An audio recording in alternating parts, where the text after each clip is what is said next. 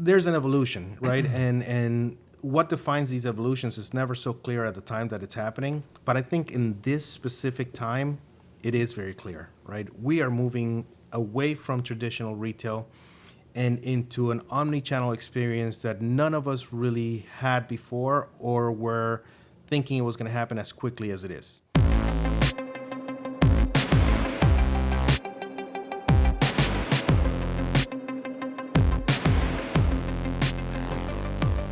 Hello and welcome to the Intersection of People and Technology podcast, a show where you get to listen in on curious conversations about people and technology and how they come together at retail. I like to say we're about innovations and explanations. I'm Telsey Storalo. And I'm Chris Green. Hi, good afternoon. I'm Al Pozo. And we Harold Edwards. Yeah, and Harold Edwards is the VP of Business Development at T-ROC, and Al Pozo is the COO and General Manager for T-ROC. I'm really excited to have you both on the show today, gentlemen. Welcome. Very happy to be here. Al, I like your promotion that Telsey's just gave you to COO of T-ROC. I think that's good.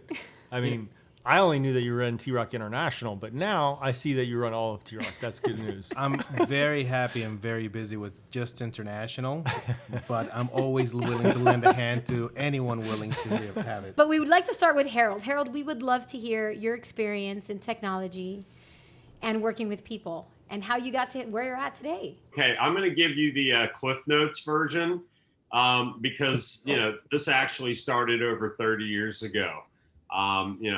First of all, I've always had a passion for technology, going all the way back to my 10-year career in the U.S. Reserves. And, that experience was in telecom and computer maintenance. But let me fast forward a bit. Hey, Harold, this is Chris. Let me ask you something about that, though, quickly. I actually never knew you were in the U.S. Reserves. How long did you serve for? What did you do? I was in the Air Force Reserves for 10 years. I had an opportunity to spend time in telephone switching, where I supported tactical switchboards for the 919th Special Operations Group at Eglin Air Force Base here in Florida. And I also was on the team that installed the first DMS 100 digital switch at Eglin Air Force Base, which happened to be the first digital switch installed in the United States. So that was a pretty exciting accomplishment and opportunity. Also got to rip out the old XY and step-by-step mechanical switches in what was a huge central office. And the new DMS 100 could fit in the trunk of my car. So, Harold, I mean, just learning about that right now, even though I've known you now for over a year, pretty amazing experience to start in the telecommunications space in the Air Force, I would imagine, right? It was. It absolutely was. It was a great experience, and it led to what I wanted to do after college, which was joining a computer software company. We had a great time developing financial accounting solutions for the furniture and appliance industry. And believe me, I got to wear all hats. So, it was, pretty exciting to do marketing, sales, support. If you've heard of Novell, I got to install that. And we did training as well and a little bit of software development. But Chris, the biggest challenge was trying to figure out how to do that with a 1200 baud modem. It was rough. So, Harold, I can't even begin to imagine, but I've got to ask you this question, right? You start in the Air Force and the discipline and rigidity of all the things that I can only imagine come along with that kind of training. And you then go to arguably the most successful computer company ever, right? Apple, and known for creating bold ideas and innovation. How do the two compare, right? How do those two experiences intersect for you? Well, first of all, my VP when I was at Apple He was also in the reserves, and he was commander over it's hard to explain, but he was responsible for security, and he did some other things when it came to getting sensitive and classified information, and the ability to use that, it's just military So stuff, I'm really. hearing highly Sounds like classified, Highly Chelsea. classified information. Can't- Right. Civilians he do could not tell know you, the but details. then he'll have to kill you. Al, is this the same kind of experience you had with Apple as well? I mean, that's one of the things that Chelsea and I really wanted to get into today is both of you guys have come from this Apple background, which obviously from an outsider looking in, a civilian mind looking in, an FSU, non-FSU trained civilian mind, I may add. So there's a lot of similarities there, right? Right. Yeah, actually, it's interesting because Harold and I started within months of each other at Apple and worked together for the better part of 5 to 10 years almost. And so we're very familiar with each other, but I think our perspective may be a little bit different on what Apple meant to us. For me, it really was very eye-opening for the people I worked with, not so much the product I worked with.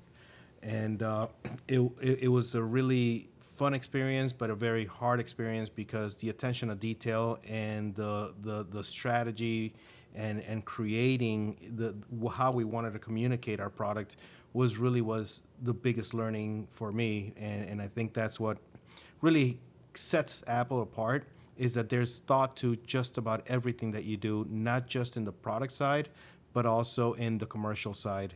And it changed retail as I knew it. And I had experience in retail for quite some time. I was only 2 years old when Harold started his career. Some are faster learners But than others.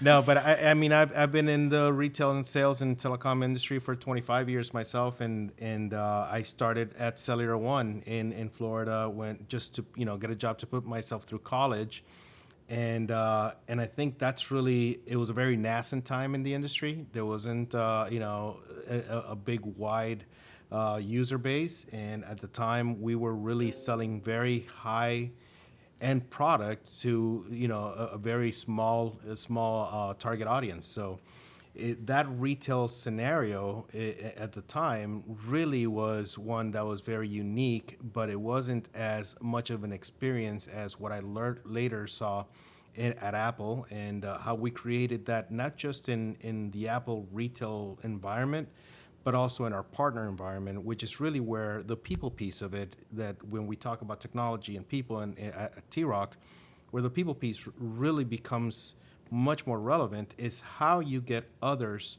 to represent a brand, how you get others to understand the value, how do you get others to see benefit in product as opposed to features. And those really were my biggest takeaways. I ran a couple of different things while I was at Apple. Actually, Harold and I worked together side by side within my first role at Apple. I was the B2B regional lead for enterprise, and Harold was the B2B regional lead for small business within the Southeast. So we saw each other on a daily. I went on to lead the Sprint team for our relationship with Sprint. And then towards the end of my stint at Apple, I led a partnership program for the LATAM region. So there was a lot of different muscles that you used, a lot of different levers that you had access to. And in all those three different things, one being enterprise, the other one being retail and carrier relationships, and the last one being partnerships, people always came as a big part of what we were trying to focus on. Who and why would someone purchase and work with an Apple product? Not so much as how can we position the Apple product. So you were always I'm trying to put this in my own words, right? To make sure I'm taking back what you're saying. Apple's philosophy and approach was, how will other people view our product, and therefore how do we make it best for them? Is that what you're saying? Is that Yeah, I think one of the things that you learn quickly at Apple is that the customer experience is paramount. Is what is their experience with your product as opposed to what is the product and its features. You know, if you're looking at cameras, you don't talk about megapixels. You talk about what it is that a person's gonna do and kind of images they're gonna capture. Where are they when they're capturing an image, and how they actually use that in their lives. And that's what you market. That's what you promote. You don't promote, the bits and sizes of a specific product. You talk about what their experience was. If you talk about music, you don't talk It's like about the relational speaker. marketing. Exactly. Yeah, You don't it's talk. relational marketing for sure. You don't talk about the sound. You don't talk about the speaker. You talk about the experience that music brings to your life. And Harold, in your experience, is that the same, or how would you describe that experience with Apple from your perspective? What I loved about Apple is that its most important assets were its people. And Tim Cook always made a point to stress that. I really appreciated that. All the way back to my first interview with the recruiter, when I remembered him calling me about the iPhone sales position, I mean, I laughed. I mean, I thought I was being punked. I said, Apple doesn't have carrier sales reps. It was, I was one of those that thought that, why do you need people to sell Apple products? I mean, they sell themselves. But in actuality, they don't, especially the programs that we were able to put in place. For me, it was a great opportunity because I was able to leverage the 25 years that I had in wireless, I was in 3 jobs at Apple. And what was interesting is that every one of the jobs that I was in, it had never existed before. So I was able to start literally with a blank canvas. And you know what? I was basically told, make it yours. We hired you because you know what you're doing. I know that Steve Jobs used to say that, we don't hire smart people and tell them what to do. We hire smart people and, let them tell us what to do. It was a great opportunity for me. My biggest, opportunity that I had was to build a carrier channel from the ground up. It was U.S. regional carriers, but there were over 40 of them. And once again, I got to wear all the hats, and it was extremely exciting. And over that 7-year period, Harold, let me interrupt you for a second. Harold, let me interrupt you and ask you. You and Al both, actually, I'll put the question out to both you guys, right? You both describe how you had 3 different roles at Apple. I think 3 each, actually. Interesting to me that both of you had 3 totally maybe non-related even roles within the same companies within a similar amount of time. It seems almost like a best practice that Apple would move some of their up-and-coming executives around a little bit within the organization. So describe to me, I guess, your biggest success while you were there, and did you find that to align with, I guess, the statement you just made, Apple hires smart people and lets them tell Apple what to do? Or is it something they took the initiative, they being someone else at Apple, and said, hey, start this new initiative or program at Apple? Does that make sense? I think it's purposeful to allow people to move in different directions, in that they want talent to be driven to do more and to do different things. And that's not to say that there is an open door for people to move around all the time, because one thing Apple is they are very keen on subject matter expertise. So if you're great at something, they don't necessarily want you to go be less than great at something else within the organization. They would rather you continue to be great at that one thing.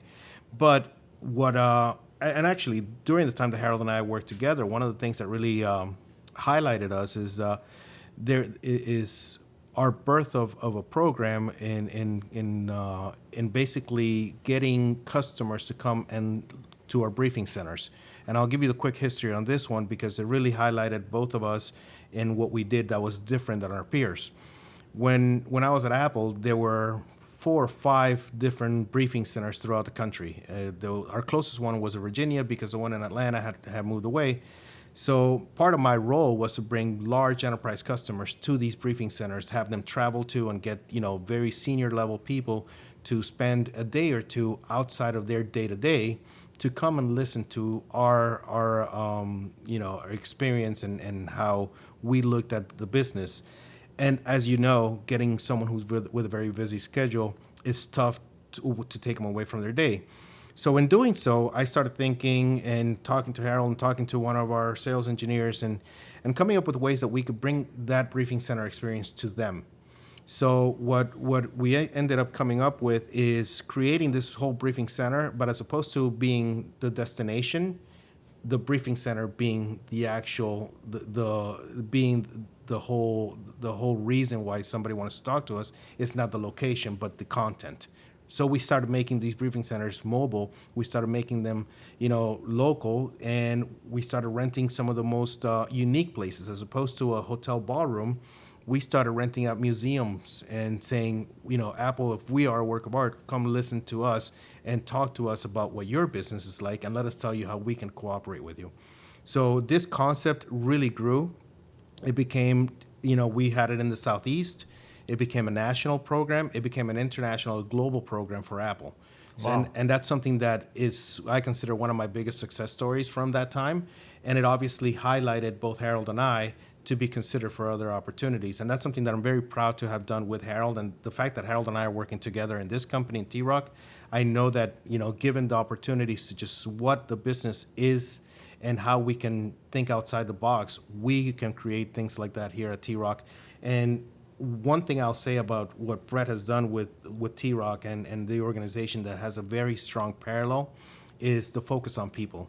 When I look at Chris, when I look at Telsis, when I look at all of our senior leadership, I look at people who are not just capable, but really forward thinking. And that's what's going to bring T-ROC to that next level in our business. And really that I think was the most meaningful time. To your point, there were 3 different positions. Those 3 different positions were born out of being innovative in the current one and taking, like Harold said, all of them were startups. I was a startup in every one of them too.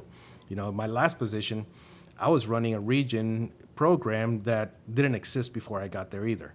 And really was a great experience as well. So I was listening, Harold, recently to Elon Musk give a talk about, what does he do to hire and attract great talent? And what's his interviewing style and process like? And he was saying, look, I really just ask people to talk about themselves. And then I would love to hear kind of defining moments in their careers. And then I look for how did they handle that? So something interesting I'd love maybe you guys to touch on as we're talking about like intersections, right? Is what's a defining moment in your career, or what do you see as a defining moment even in retail today? Are we in a defining moment today? Absolutely. And what are your thoughts around that?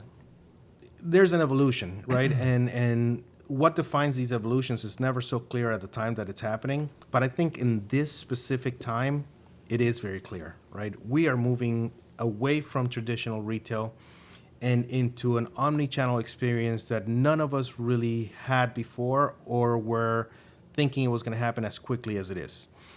I think as far as my career in retail, like I said, when I first started in telecom, there was a very unique product and a very unique target audience, and retail as such was not the experience that it turned out to be. Experiential retail became something huge in the last decade, right? And you saw companies not so much care about how their SKUs were portrayed, but how the customer, experienced the retail environment. That's another big lesson that Apple taught us, right? Today, I think that retail has evolved into a point where that experience in retail and also the ease of use and the comfort and access of online shopping have merged. And in that, the virtuality of it all is extremely paramount. How I think is important to our company in T-ROC is because we're looking at that virtuality and we're seeing the other side of the coin. We're seeing not just what the customer experience should be like from a retailer's perspective, but how are we as a retailer going to provide that experience in a virtual world? And are you seeing world. this from a Latin American experience as well? I see this as global retail. I think retail right now is evolving everywhere. And that's what this last year has done, right? It has created a much faster track and an entry point to a highway that whether you were ready for it or not, you have to get on. And all retailers throughout the world. And what's great about my role in international is that because we're based here in the U.S., I get to experience all the U.S. retail dynamics, but also constantly have conversations with European retailers, constantly have conversations with LATAM retailers. So you have developed markets, you have developing markets, and they all have one thing in common. How do we take advantage of the virtual world that e-retail is evolving into? And T-ROC has an answer for that, which is really what's exciting for me now. I love your passion around it. I got to be honest, right, Telsey? It's Is it not awesome? Yeah, it's awesome. Yeah, and look, Al, I'd like to add to that. I mean, in my opinion, these are literally uncommon senses that leaders need to have today. So we need to be able to, one, sense the moment. Timing is everything. And then two, we need to be able to see around those corners. And you know what? If you think about it, a year ago, we had no idea what we were going to find ourselves in a year later. But here we are. We're scrambling with the latest technologies. Creating a people and technology solution that is really propelling retailers into the future. What we have to do is we have to figure out where to meet the customer, and it probably isn't going to be within brick and mortar stores anymore. So I like the partnerships that we're developing, the solutions that we're developing that are going to enable our clients in order to meet the customers where they are, and also, provide the technology to communicate with those customers, because communication is critical. And, at the end of the day, the customer has to be at the center of everything that we do. That's one of the things that I like about T-ROC. I mean, when I was at Apple and I was faced with a very difficult situation as to how we were going to support a growing channel with thousands of points of distribution and thousands of frontline sellers, we partnered with T-ROC. And between T-ROC and Apple, we brought the best and the brightest people together. That was really exciting. And, that was one of my last roles at Apple before I began my journey here with friendly and familiar faces at T-ROC. Something Harold just said brought something to mind. And, as far as looking around the corners, right? That's where my head was at too. I want to know what's the next corner we're looking around, and how. What are your thoughts on that? So I think what's really interesting when you think about looking around the corner is that you don't lose sight of what you've already have walked down. That road that you've already walked down. You can't necessarily assume that it's not going to be as relevant as it was before, which is why Viva is such a great thing for us, because it doesn't ignore tradition. It also helps, look around that corner from a virtual perspective. I'll talk about what is Viva a little bit, right? Explain that more. Oh, absolutely. And I think this is what we're all most excited about, because, our business has been a great business for our brand partners. But today, our business is going to be elevated because of people and technology. Traditionally, we are a people company and integrated technology to help our people. I think we're moving so far north on what technology means to our company. So Viva is an international brand, a virtual interactive brand ambassador, really software and platform that allows us to be everywhere with everyone. And what I mean by that is that when we talk about omnichannel, what omnichannel means is that you're able to take advantage of a retailer's presence online. You're able to take advantage of a retailer's presence on the traditional retail floor. And you're also able to have that interaction in different points of distribution. Viva meets all those points. Viva is a product that you could have a brand ambassador online through your website, helping a live agent, helping a customer ask questions, not just a regular chatbot that most people don't interact with as well with. This is access to a live human being able to answer questions for you while you're online, which is a very exciting thing because it harks back to traditional interactions that customers want and traditional experience that customers are used to. But also, you could take today's environment and where there's limitations to the amount of people that can be in a retail floor, within today's environment, especially internationally. We have access to these live agents from a remote area, and I think that's incredibly dynamic because it helps people get the traditional brick and mortar retail experience without having to sacrifice the amount of help that you can provide across different points of distribution. So you could have either a live agent, you could have basically not just a bot, not just a chat bot, but an interactive, engaging, virtual person talk to you about specific questions about what's on the floor, what's in inventory, what's available to you as you're walking through the floor, or you could just reach out to somebody who may not be present where you are, by just pressing on a QR code link and having someone answer questions, whether they're right in front of you, they're in the other side of the store, or they're in a completely different state. And Viva does all these things, and we don't do it justice by just speaking about it, because experiencing it is so much more. So every time that we're talking to customers, we tell them, let me demo it for you. Let me tell you what Viva can mean to you, not what Viva means to us, but what can it mean to you? And I think really that's what's great, because when I started this answer, I started thinking traditionally, after we go back to our new normal, I feel that when you're looking around the corner, and why you should keep looking back is because I feel that people are still going to want to go back to the store. People are going to want to go have a relationship with somebody. They're going to want to be outside of their homes. A tactile experience. And really. they're going to, Yeah. exactly, they're going to want to speak to someone and actually go to a destination for product and services. And we shouldn't ignore that. And that's part of our people programs, right? And that's part of making the product come alive for a shopper with a much more, touch feel type of scenario. So I don't think we ignore tradition, but at the same time, we look to the future. And that's what's the great marriage about, what T-ROC's offers and services are today. And I spoke a lot. So Harold.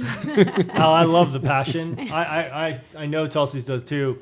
We love it. So thank you for that. Thank you for that. Yeah, this is actually a great place to. We like to have some fun on this podcast, and so one of the things we like to ask is these really fun questions. So we're going to ask you guys to have some fun with this. Since I spoke a lot, Harold goes first. Yeah, Harold, these are civilian questions. Harold. They're civilian questions. So not classified. Yeah, they're not classified information.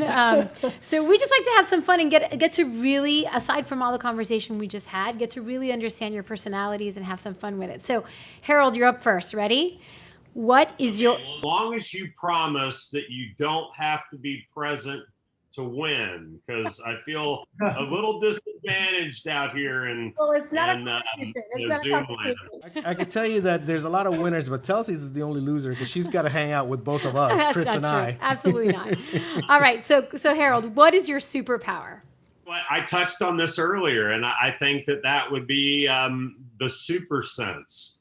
Having that super sense, the ability to sense the moment and see around corners. It's all about perfect timing and knowing what's coming next. Read So, the room, right? Read the room.